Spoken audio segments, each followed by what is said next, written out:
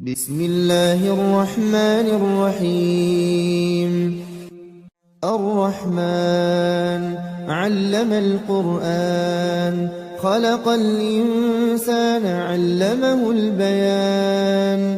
الشمس والقمر بحسبان، والنجم والشجر يسجدان. والسماء رفعها ووضع الميزان، ألا تطغوا في الميزان. وأقيموا الوزن بالقسط ولا تخسروا الميزان. والأرض وضعها للأنام، فيها فاكهة والنخل ذات الأكمام. والحب ذو العصف والريحان، فبأي آلاء ربكما تكذبان. خلق الإنسان من صلصال كالفخار، وخلق الجان من مارج من نار. فبأي آلاء ربكما تكذبان. رب المشرقين ورب المغربين، فبأي آلاء ربكما تكذبان. مرج البحرين يلتقيان، بينهما برزخ لا يبغيان. فبأي آلاء ربكما تكذبان. يخرج منهما اللؤلؤ والمرجان، فبأي آلاء ربكما تكذبان. وله الجوار المنشآت في البحر كالأعلام، فبأي آلاء ربكما تكذبان.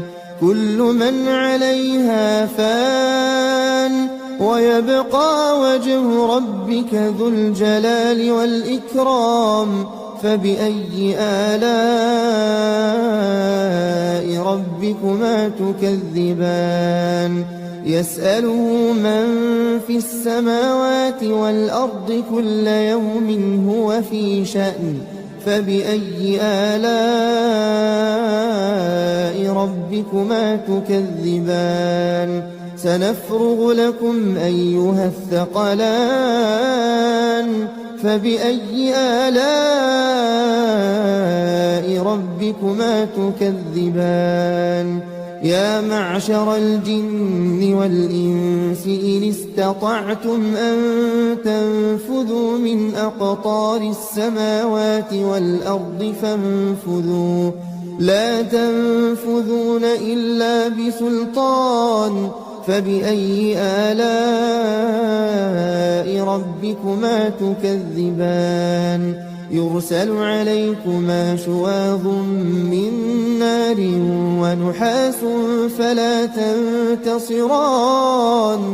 فبأي آلاء ربكما تكذبان. فإذا انشقت السماء فكانت وردة كالدهان. فبأي آلاء ربكما تكذبان. فيومئذ لا يسأل عن ذنبه إنس ولا جان. فبأي آلاء ربكما تكذبان. يعرف المجرمون بسيماهم فيؤخذ بالنواصي والأقدام.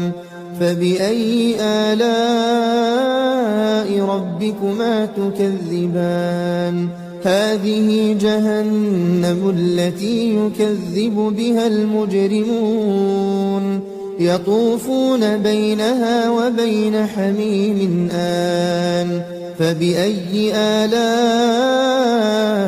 ربكما تكذبان.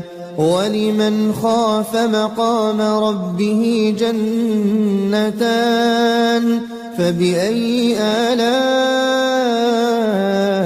ربكما تكذبان ذواتا أفنان فبأي آلاء ربكما تكذبان فيهما عينان تجريان فبأي آلاء ربكما تكذبان فيهما من كل فاكهة زوجان فبأي آلاء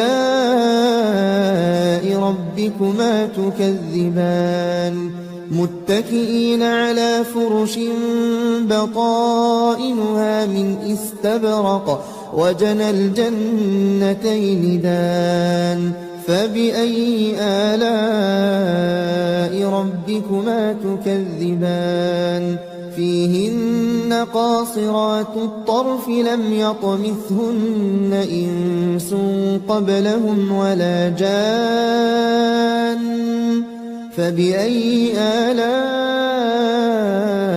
ربكما تكذبان كأنهن الياقوت والمرجان فبأي آلاء ربكما تكذبان هل جزاء الإحسان إلا الإحسان فبأي آلاء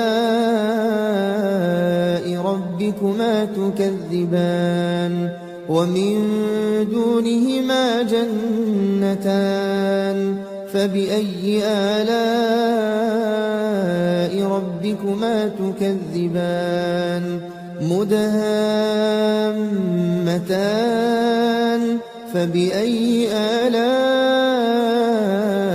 ربكما تكذبان فيهما عينان نضاختان فبأي آلاء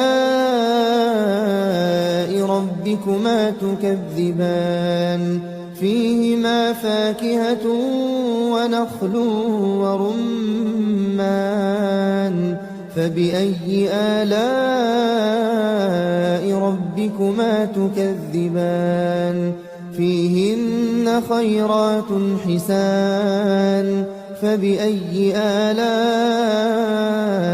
ربكما تكذبان حور مقصورات في الخيام فبأي آلاء ربكما تكذبان لم يطمثهن إنس قبلهم ولا جان فبأي آلاء ربكما تكذبان متكئين على رفرف خضر وعبقري حسان فبأي آلاء ربكما تكذبان تبارك اسم ربك ذي الجلال والإكرام